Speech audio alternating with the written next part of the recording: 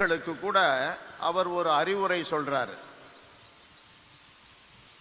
அவர்களுக்கு சொல்றாரு, தீ ஆவிகளை ஓட்டுங்க, நோய் நொடிகளை குணமாக்குங்க. இது 12 சீடர்களுக்கு மட்டும் இல்லை, மற்ற எல்லாருக்கும் சொல்றார். டெய்லி பைபிள் மெசேஜ் அப்படின்னு நான் ஒரு 5 நிமிடங்கள் 4 நிமிடங்கள் டெய்லி வாட்ஸ்அப்பில் யூடியூப்பில் மெசியாவின் ஊழியங்கள் அப்படிங்கிற யூடியூப்பில் நான் சொல்லிக்கிட்டு வர்றேன். சில ஆண்டுகளாக செய்கிறேன் அதை. அதில் இந்த கருத்தை குறிப்பிட்டு இருக்கிறேன். உங்களில் நிறையா பேர் நரச தலையோடு இருக்கிறீங்க, பெரிய வயசுக்காரங்க இருக்கிறீங்க. மற்றவங்க கூட வெள்ளைக்கார சாமியாரை பார்த்துருப்பீங்க.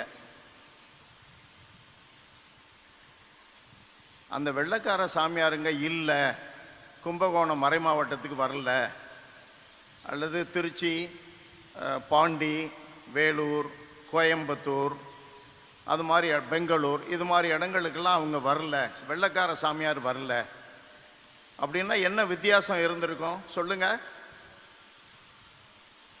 அன்பிற்குரியவர்களே, நம்மள 100க்கு 99 பேர் கிறிஸ்தவங்களாக இருக்க மாட்டோம். இந்த கோயில் இங்கே இருக்காது.